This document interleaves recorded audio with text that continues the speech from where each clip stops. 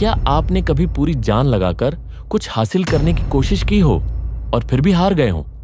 वो हार जो सिर्फ एक नतीजा नहीं होती, बल्कि एक ऐसा सवाल बन जाती है जो हर रोज हमें अंदर ही अंदर कचोटता है।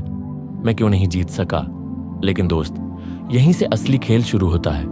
आज की कहानी उसी मोड़ से शुरू होती है जहां जिंदगी ने एक नौजवान को बुरी तरह हरा दिया था। विवेक एक मिडिल क्लास परिवार का लड़का, पढ़ाई में अच्छा, सपनों में और भी बेहतर, इंजीनियर बनना चाहता था। अपने पिता की मेहनत देखकर उसने ठान लिया था कि वो अपनी किस्मत खुद लिखेगा।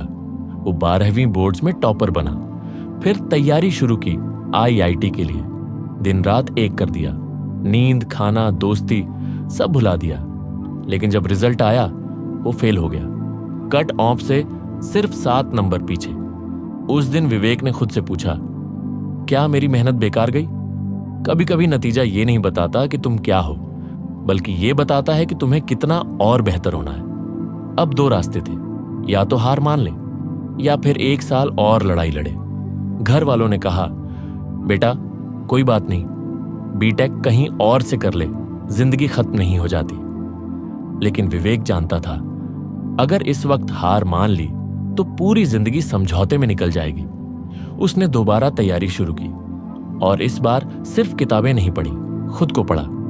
हर दिन अपने अंदर की कमी को देखा, समझा और सुधारा।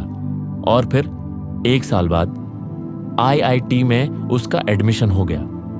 सफलता तब मिलती है जब हार हमें झुका नहीं पाती, बल्कि सिखा जाती है कि अगली बार कैसे उठना है। आईआईटी में दाखिला मिल गया था, लेकिन लड़ाई यहीं खत्म नहीं हुई थी। अब सामने थी कॉरपोरेट वर्ल्ड की क्रूर सच्चाई, प्लेसमेंट्स का प्रेशर, टैलेंट की भीड़ और समय की कमी। एक दिन इंटरव्यू था एक बड़ी एमएनसी में। वो तैयार था, लेकिन इंटरव्यू के दिन कुछ ऐसा हुआ जो पूरी कहानी को बदल गया। वो रिजेक्ट हो गया, और कारण आप में कॉन्फिडेंस की कमी है।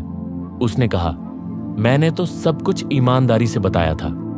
एचआर ने जवाब दिया, यही तो दिक्कत है, कॉरपोरेट वर्ल्ड में ईमानदारी नहीं, इंप्रेशन बिकता है।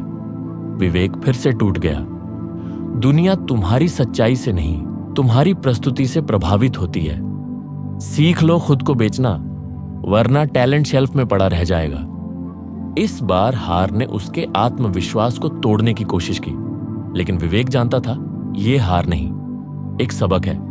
उसने खुद पर काम किया, स्पीच क्लास ज्वाइन की, पर्सनल ब्रांडिंग सीखी, पब्लिक स्पीकिंग की प्रैक्टिस की। 3 महीने बाद जब अगला इंटरव्यू आया तो इस बार वही एचआर बोली, अब आप में वो बात है जो लीडर बनने के लिए चाहिए। विवेक को जॉब मिल गई और आज वो उसी कंपनी में सीनियर मैनेजर है। हार वो आईना होती है जो हमें हमारी सच्ची तस्वीर दिखा देती है, और अगर हम चाहें तो उसे बदल भी सकते हैं। अब एक सवाल, क्या विवेक अगर पहली बार में ही जीत जाता तो इतना कुछ सीख पाता? शायद नहीं, क्योंकि हार हमें रोकती नहीं है, वो हमें मोड़ती है। वो हमारी दिशा बदलती है, सोच बदलती है, और वहीं से जीत की असली शुरुआत होती है। कई बार हम उस हार से डरते हैं जो हमें कमजोर महसूस कराती है, लेकिन हकीकत यह है कि जो इंसान हारने के बाद भी उठ खड़ा होता है वही जीत का असली हकदार होता है। एक बार थॉमस एडिसन से पूछा गया, आप 1000 बार फेल हुए, कैसा लगा? उन्होंने जवाब दिया, मैं 1000 बार फेल नहीं हुआ, मैंने 1000 तरीके सीखे जो काम नहीं करते। क्या सोच है ना? इसी सोच की हमें जरूरत है। हार को हार नहीं, फीडबैक समझो। हर बार जब जिंदगी तुम्हें गिराए तो सोचो, शायद ये गिरना जरूरी था ताकि मैं अगली बार और मजबूती से उठ सकूं। अब सवाल यह है, आप क्या कर सकते हैं जब आप हारते हैं? रुको नहीं। हार के बाद अक्सर लोग बैठ जाते हैं, सोचते हैं अब क्या, लेकिन असली गेम वहीं से शुरू होता है। क्या गलती थी, कहां चूके, कौन सा स्किल नहीं था? खुद से ये सवाल करो, दोबारा कोशिश करो, लेकिन इस बार सीखा हुआ साथ लेकर। किसी से शर्म मत करो। जो लोग तुम्हें हार के लिए जज करते हैं वही कल तुम्हारी जीत का जश्न भी मनाएंगे। लंबी रेस सोचो, आज की हार कल की सफलता का बीज होती है। जीतने का मजा तब आता है जब तुम्हें पता हो हार क्या होती है, वरना जीत भी एक आदत बन जाती है, एहसास नहीं। तो अगर आज तुम हार गए हो तो मुस्कुराओ, क्योंकि शायद यही वो मोड़ है जहां से तुम्हारी जीत की असली शुरुआत होने वाली है।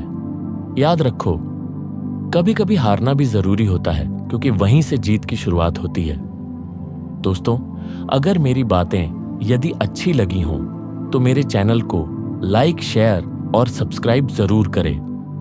धन्यवाद।